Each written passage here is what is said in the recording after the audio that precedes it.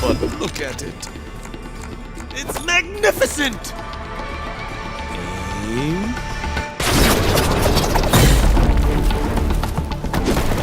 Here we go. Get in, avenge fallen ally, get out. Hey guys, welcome back. We are playing Akshan today, the new champion. It's an AD carry, but he also has the abilities of an assassin. It's passive, so he will auto attack twice, and if you cancel the second auto attack, you can do that by inputting a movement command before he gets the second auto attack off. Then you will get a temporary burst of movement speed, and this makes him really good at kiting people. So you want to make sure that you do that when you kite people, you know, auto attack, run back and auto attack. And then he also has a 3-hit passive similar to Gnar that gives you some bonus damage, and if you proc that 3-hit passive on a champion, then you also get a shield. His Q, Boomerang, also like Gnar, but when you hit something, then that range can be extended very far, so it can travel very far, so you want to use that to poke the enemy champion through the minions. And it can give you 2 stacks of your passive, so you can proc that passive with a Q if you hit them when it's on the way, and then when it returns, and then with an auto attack, and you can proc that passive. Like this gave us 2 stacks right now, and if we get an auto attack off, then we get that shield and also some bonus damage. Your E is pretty interesting, so that's your mobility. Get this swinging mechanic that will reset if you get a takedown. It can be tricky to use at the start, but how you want to use it is that you press E once and then you press E again if you want to start swinging, and if you input a movement command, then he's going to cancel it.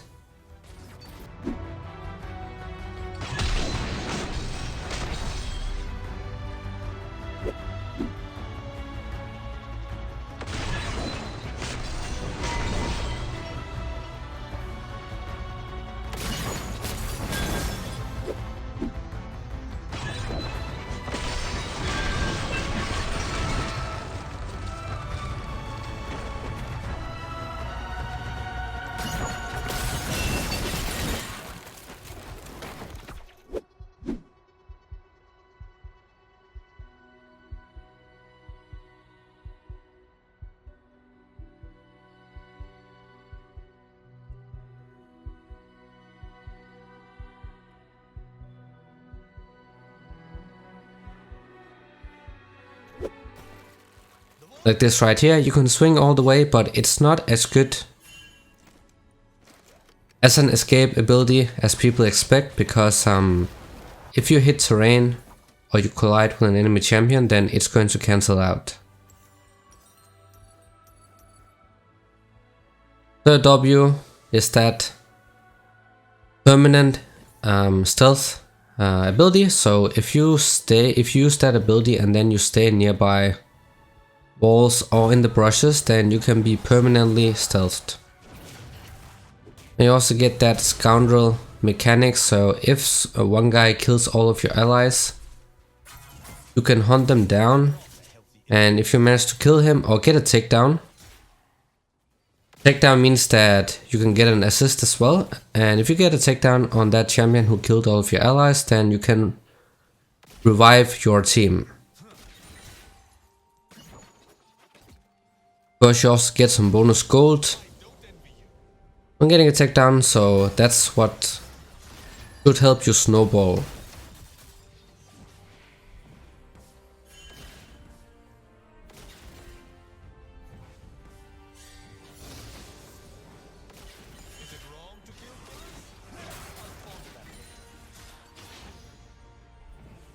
You want to go for these short trades, guys, and you can also make use of that second auto attack. This is why press the attack is really good on this champion, because you can proc it really fast. Especially because of your Q. That gives you 2 stacks of your passive, but that second auto attack makes press the attack so good. is extremely easy to proc, and when you combine that with your passive, then you get a lot of extra damage off. That W has a pretty big detection range, so you want to be careful of not walking too close to the enemy champion, but that makes you very good at ganking. You know, you can sneak up on people. This is the assassination part on this champion. You sneak up on people and then you try to burst them down. So you got the ultimate. It's similar to Caitlyn's ultimate, but you have more shots. Thing is though, a lot of people don't know this, but it can be body blocked by pretty much everything. Even the scuttle crab can block it. And the tower as well, so you want to make sure that there's nothing between you and the enemy champion before you use it.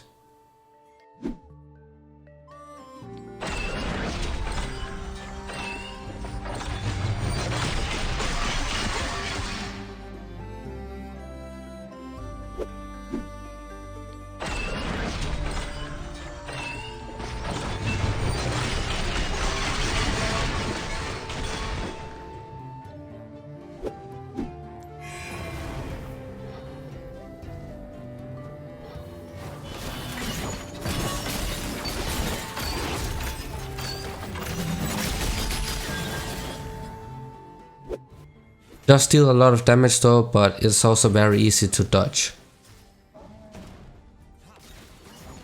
And similar to Caitlyn ultimate, it also gives you true sight. So before Akali, for example, goes into her W shroud, then you can tag her with that ultimate and then it is going to reveal her. So it's very good for revealing invisible targets.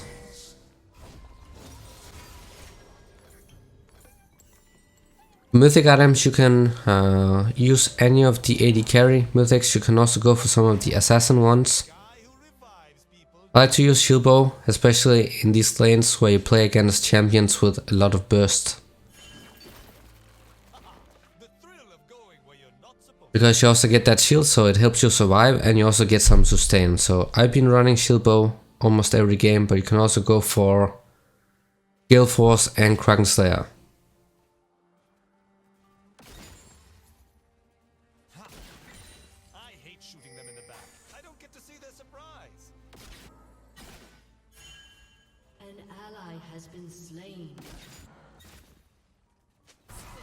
Bot lane is struggling. Of course you can help out your bot lane.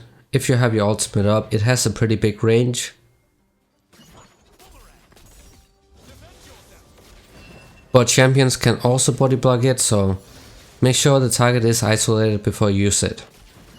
You don't always have to use it for the damage, just the true sight can also be useful in a fight if the enemy champion can go invisible and potentially escape.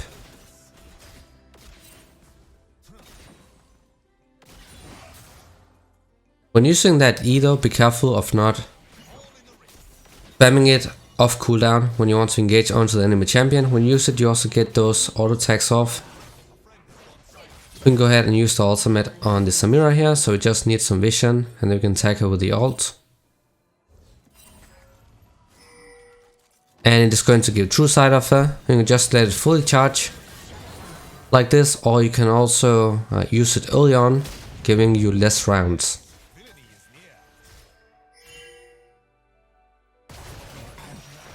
But it is pretty fun to use. His W is also really fun to use. Permanent stealth is so good for ganking. Not just for ganking, but also for flanking. You know, if the enemy champion is pushing up to your tower and you're based and you're coming back to lane, you can pop that W, get around them, and then get some free damage off. That E, you can use that to engage and you get a takedown, it is going to reset, and then you can use that to escape with as well. That's a very questionable attempt from Alistar. As you can see, that E is very difficult to use. If you hit terrain, then it's going to cancel out, so it is not the best ability for escaping. But that does make him very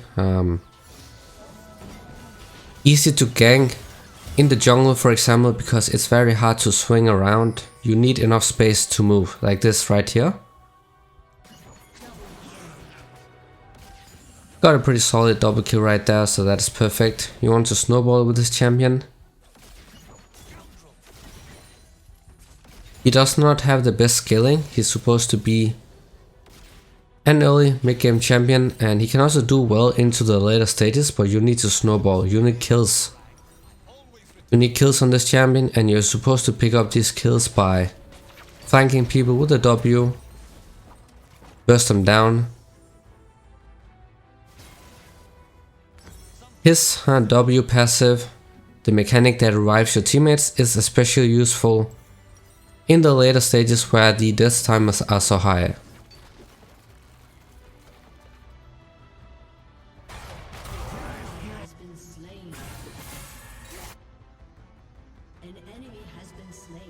So usually in the later stages you can play it like an assassin, you know, wait for the right moment and then kill the target who killed your allies and then revive them.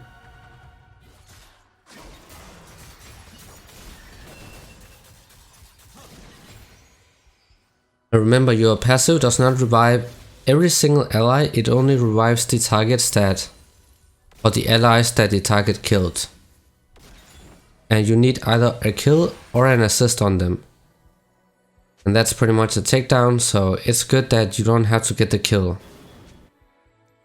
But you have to damage them within the next 3 seconds, or your target has to kill them within the next 3 seconds of you damaging them.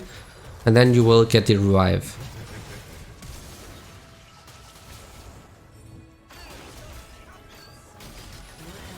That ultimate is pretty fun to use, very good for, you know, killing those fleeing targets. You can cancel it early on, but I don't want to risk it because maybe they have a shield or something and then you suddenly end up not having enough damage. So just letting your ultimate fully charge can be good most of the time, so you don't get surprised by a sudden shield or a healing.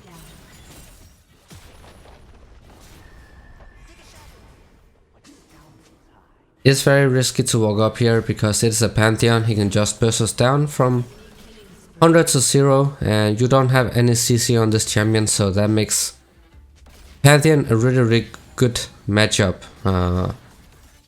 Oh, it's very easy lane for Pantheon. It's a very bad matchup for us.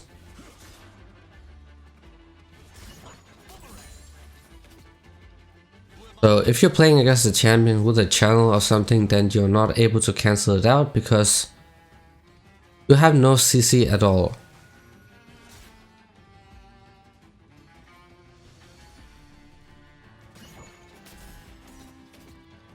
You can use your Q to farm with.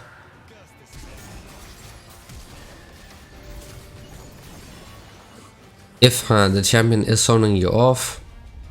Also remember that your W guy is passive or active when you go into that stealth. You can hunt down the scoundrel, you get this trail similar to Warwick's passive, and if you follow that trail, guys, then you get some bonus mana regen. And that's actually a lot of mana regen, so that is what's supposed to help you stay healthy in lane, you know, make sure that you don't run out of mana.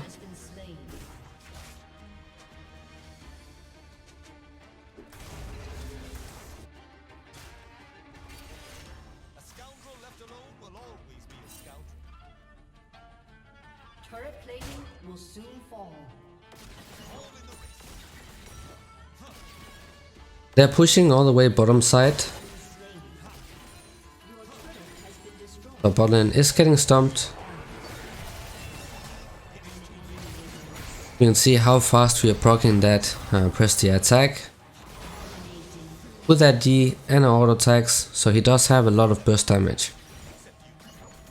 He does have the traits from an AD carry and an assassin as well, so he is very fun to use.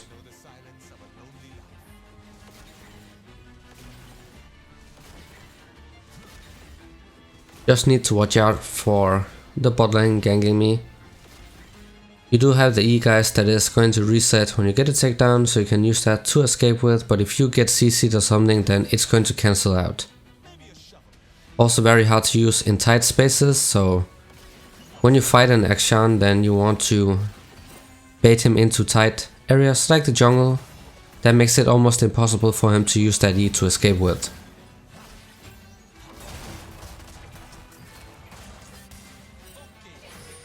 The mirror is also very fat. You want to be building crit items, of course. Important stat on AD carries. Also because he does scale with crit as well.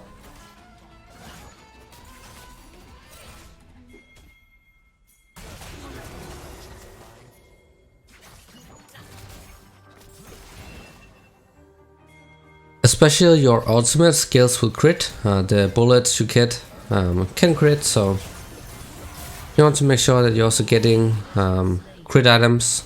And of course you're also an AD carry, so you also benefit through your auto attacks.